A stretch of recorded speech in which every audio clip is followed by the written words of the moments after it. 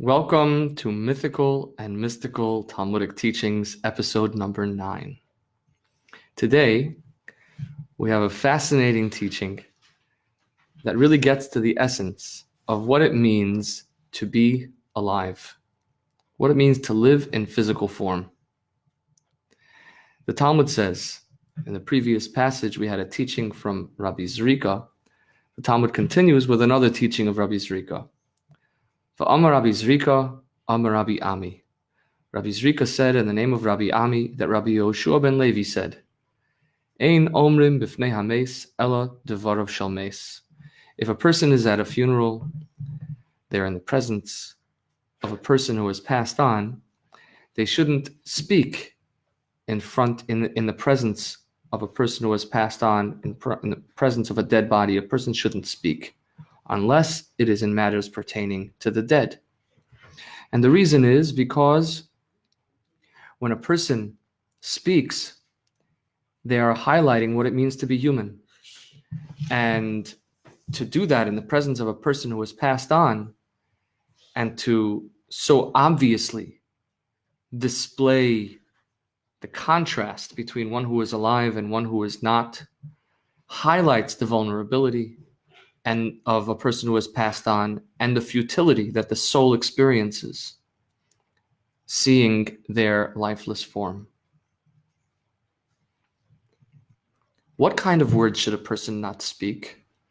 So surprisingly, the Talmud says, a note on this teaching. Amar Rabbi Abba bar Kahana. Rabbi Abba bar Kahana said, Lo Amran, this was only said regarding Divrei Torah. The only words that are forbidden to be spoken in the presence of a corpse are words of Torah. Avomili de alma les lanba, but ordinary speech is not an issue.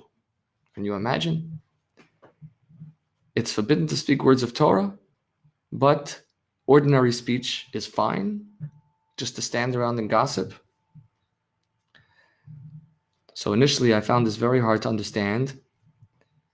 And when I learned about it a little more and looked into some of the commentaries, I found that this is a very deep expression, a philosophical teaching that goes to the nature, to the essence of what it means to be alive, which is to say that true life, even human life, is only manifest and is only expressed when a person is speaking words of Torah, when a person is speaking godly words, because that is what it means to be alive. That is what the soul looks on and regrets no longer being able to do. Whereas to speak ordinary words, there really is no difference between a person who is alive and a person who is not alive.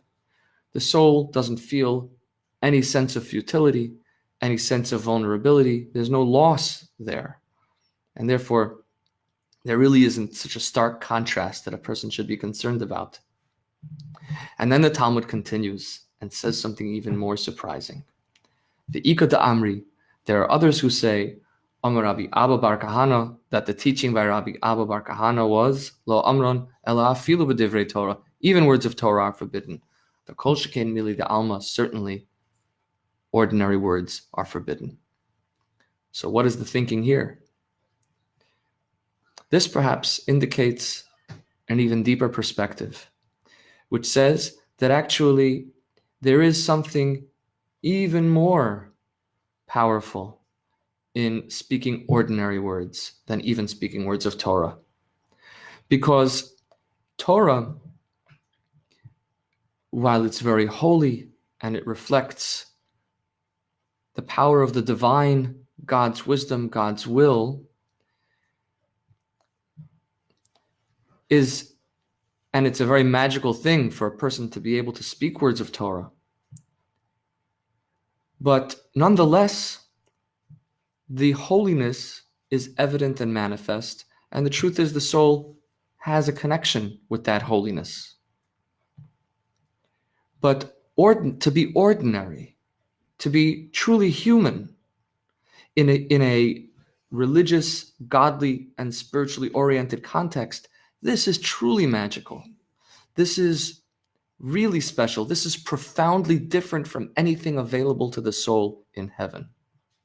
And therefore, even to speak or the most egregious thing, the most insensitive thing that a person could do in the presence of a person who has passed on is to chat with their friend, because that represents the magic of God's creation. That represents something truly unique and truly special. And it shows, in a sense, it reflects the Kabbalistic idea that God is present in everything. And it also reflects the idea that God's creation of this physical world was the most revolutionary and profound thing that could be done, far more than the creation of the angelic worlds that represent a transparent connection with God. For us to be able to live in this physical, ordinary, human, dark, and sometimes corrupt world, and to do that with spiritual integrity, without compromising the fullness of the human experience, is something very, very powerful that captures really what it is to be a human being and what God was trying to accomplish in the creation of this world. And so therefore that too should not be done in the presence of one who has passed on, because it would be insensitive to that soul to see as people stand and talk in his presence without regard for his experience. Practically speaking, the halacha is that while it is appropriate for a person to be sensitive and not chat in the presence of the coffin, it is permitted to do so as long as one is not within 6 feet of the coffin in the immediate proximity. If one is on the other side of the room, it's appropriate. But of course, the spirit of this teaching is still there, that one should be mindful when they are in the presence of one who passed on, that they should be mindful of the experience of the soul who is watching, and also to use that moment to really appreciate what it means to be alive by doing this practice. And on the other hand, it also is truly relevant in this time that we could really realize that today, picking up the phone and calling a friend just to chat and engaging in the most mundane of human activities can actually be the most transcendent and the most sacred, and that manifests God's will in the fullest sense.